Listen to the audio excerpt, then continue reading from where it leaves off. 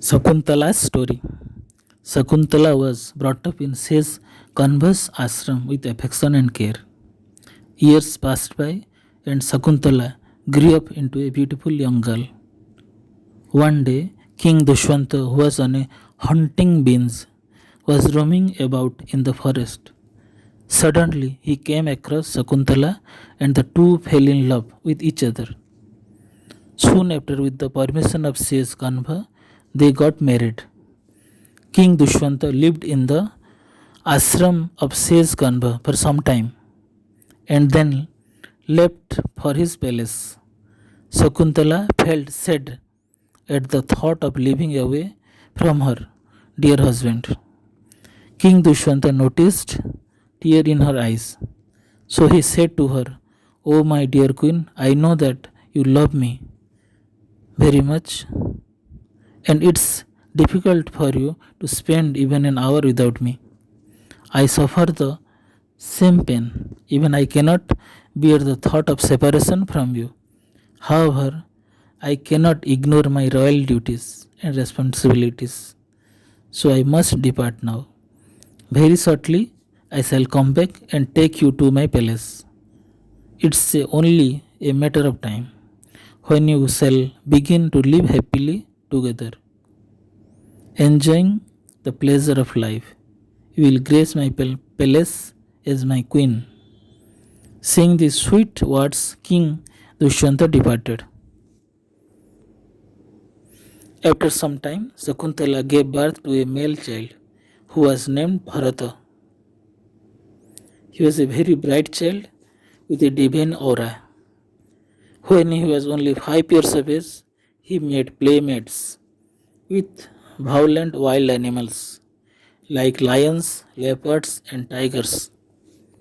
Besides being well versed in ancient classical learning, he had an excellent command over all the skills that a scion of royal lineage was supposed to master those days.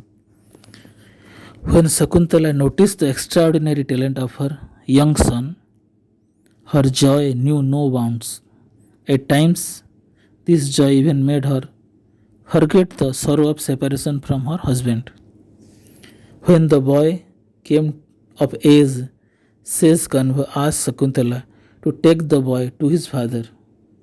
Taking the sage's advice, Shakuntala went to meet King Dushwanta and said, "O king, this is your son. Accept him and smear him your crown prince." But the king pretended to not know her. "I do not know you or your son. You are just a solitary woman. Why should I believe you?" he said harshly. Shame and anger overtook Shakuntala. "O king, love and promises are blessed. Do not forget your love when you met me and the promises that you made. If you stick to your lie, I must go away, but my son will be king even without you." She started to go away when a heavenly voice echoed in the hall that Shakuntala told the truth and deserved to be honored. Hearing the voice, Dushwanta acknowledged them. When King Dushwanta grew old, Bharata donned the royal mantle and soon distinguished himself as a Chakravarti Samrat, or the most powerful ruler of this time.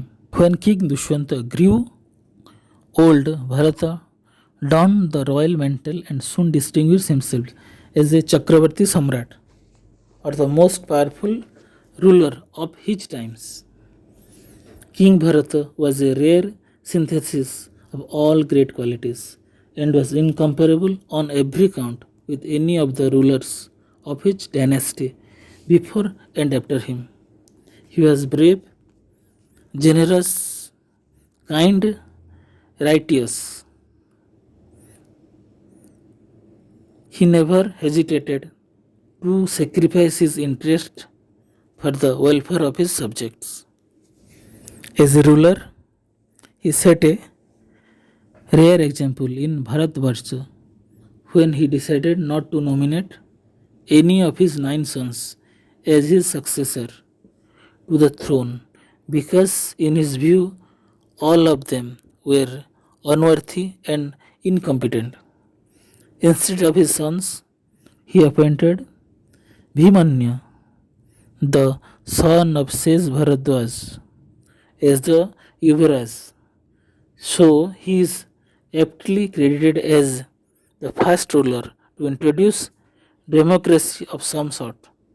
In doing so, he might have violated the dynasty tradition of those days, which favored Jeshtadhikar.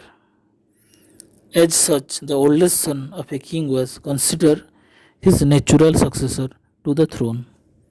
However, this incident went on to prove how lion hearted, fair minded, and unbiased he was as a ruler, who was concerned about the larger interest of his subjects rather than the narrow interest of his family.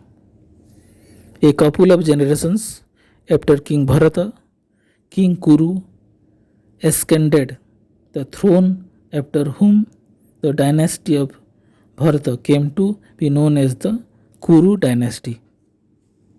Don't forget to hit the like button and subscribe for more such videos.